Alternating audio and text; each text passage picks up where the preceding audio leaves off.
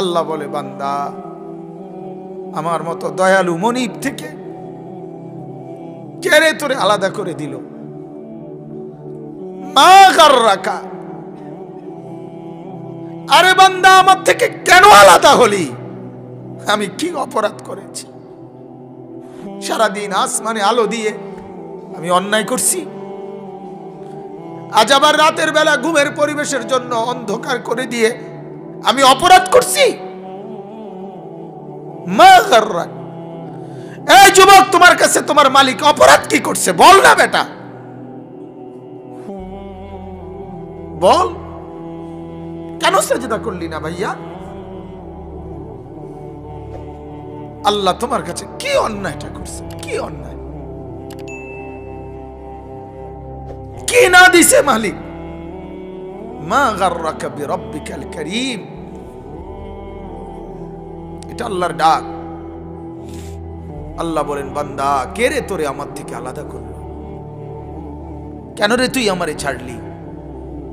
আমি কি দোষ করছি?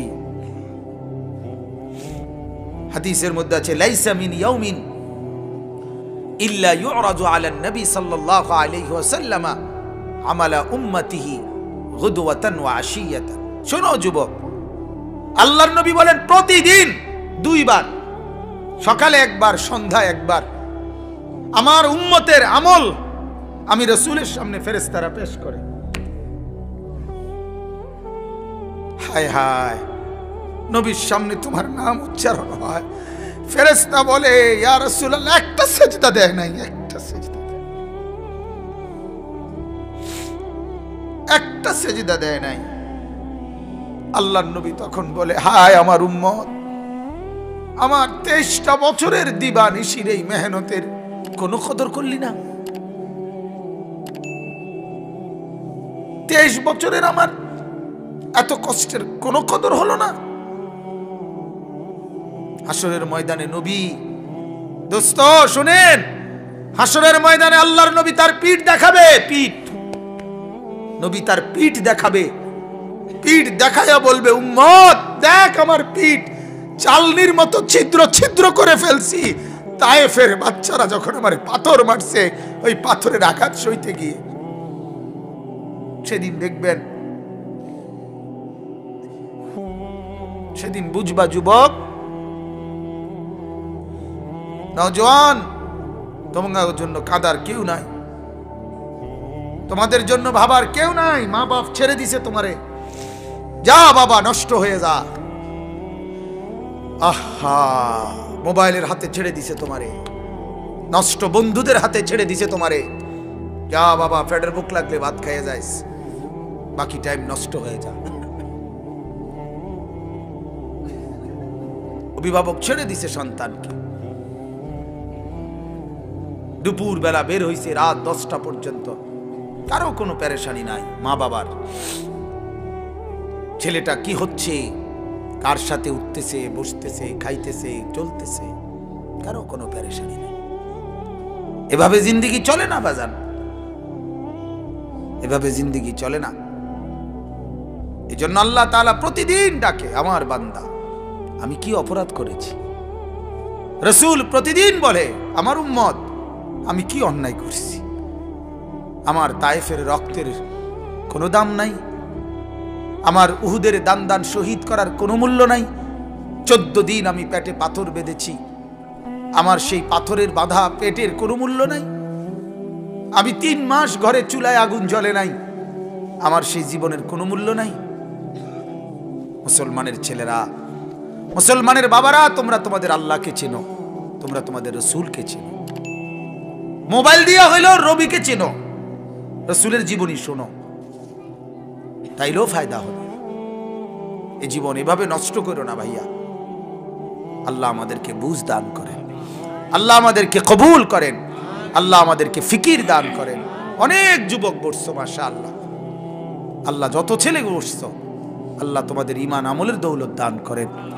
এই কলিজাটা যদি একবার আল্লাহ পছন্দ করে তোমার, তো ওই দিলে আল্লাহ তাআলা ঈমান আমল দিয়েই দেবে। এজন্য তুমি আল্লাহর কাছে বলিও, আল্লাহ আপনি আমাকে আপনার জন্য গ্রহণ করেন, আপনার দ্বীনের জন্য গ্রহণ করেন। চলেন আমি যে আয়াত পড়ছি এই আয়াতে আল্লাহ তাআলা বলেন, সূরা আনফালের আয়াত, ইয়া আইয়ুহাল্লাযীনা আমানু। ওই যে পিছনে তাকায়ও না ভাইয়া, পিছনে তাকায়ও না, যে আসো আসো। ইয়া আইয়ুহাল্লাযীনা আমানু, হে ঈমানদারগণ। এটা আল্লাহর ডাক। কার ডাক? ইয়া আইয়ুহাল্লাযীনা আমানু, এটা আমার মালিকের ডাক। মালিকের এই ডাকে পৃথিবীর সবচেয়ে বেশি মায়া। সন্তান যখন, মা যখন সন্তানকে ডাকে, ওই ডাকে যেতটুকু মায়া, বাবা সন্তানকে ডাকলে যতটুকু মায়া, আল্লাহর কসম এই ডাকের মধ্যে গোটা পৃথিবীর সবচেয়ে বেশি মায়া এর মধ্যে। ইয়া আইয়ুহাল্লাযীনা আমানু, হে ঈমানওয়ালা। আল্লাহ বলেন, বান্দা তুমি কালেমা পড়েছ, তুমি নিজেকে মুসলমান পরিচয় দিয়েছ, আমি আল্লাহ খুশি হলাম, তোমার ঈমান গ্রহণ করে নিলাম। আমি আল্লাহ এই কারণেই তোমাকে ঈমানদার বলে ডাক দিলাম। এটা প্রমাণ করে যে আল্লাহ আমার ঈমান গ্রহণ করছে। বলেন আলহামদুলিল্লাহ। ইয়া আইয়ুহাল্লাযীনা আমানু, এই শব্দটি কোরআনুল কারীমের মধ্যে মোট 89 বার আছে। 89, 8, 9, 89 বার আল্লাহ তাআলা 89 বার আমাদের ঈমানদারদেরকে ডাক দিয়ে দিয়ে বলছেন। কি বলছেন? দারুণ কথা। আল্লাহ বলেন, বান্দা তোমার ঈমান আমি গ্রহণ করলাম, এজন্য তোমাকে ঈমানদার বলে ডাক দিলাম। এবার তোমারে এরকম ঈমানদার বলে ডাক দিয়ে কিছু আমলের কথা বললাম, এই কাজগুলো তুমি ঠিকমতো করবা, আমার জান্নাত আমি আল্লাহ তোমারে বুঝাই দেব। ঈমানওয়ালার জন্যই জান্নাত। জান্নাত আল্লাহ বানাইছেন কার জন্য? আমাদের জন্য। এই যে আপনারা যারা বসছেন এখানে, ছোট বড় একের বিশ্বাস আল্লাহ তাআলা জান্নাত বানাইছে আমাদের জন্য। কাদের জন্য ভাইয়া বলো না? আমার জন্য। এই তোমার জন্য, তোমার জন্য, তোমার জন্য, তোমার জন্য, তোমার জন্য, তোমার। ওই দাঁড়ে ধমক দিলাম দোস্ত, তোমার জন্য। রাগ হইও না, আল্লাহ তোমারে কবুল করেন, আল্লাহ তোমারে নামাজি বানায় দেন। কারোর প্রতি তো এমনি তো কোনো বিদ্বেষ নাই, ঠিক না ভাইয়া? কারোর সাথে কি কোনো আলাদা দুশ্মনী আছে কি? তো আল্লাহ তাআলা বলেন, ঈমান আমি গ্রহণ করলাম, ঈমানের বিনিময়ে জান্নাত। যত লোক ঈমানদার আল্লাহ তাআলা বলেন আমার জান্নাত তোমাদের জন্য। সুবহানাল্লাহ। ঈমানবিহীন জান্নাতে যাওয়ার কোনো কি নাই, সুযোগ নাই। জান্নাতে যাওয়ার জন্য প্রথম শর্ত হলো কি থাকা? ঈমান থাকা। ঈমান থাকা, ঈমান।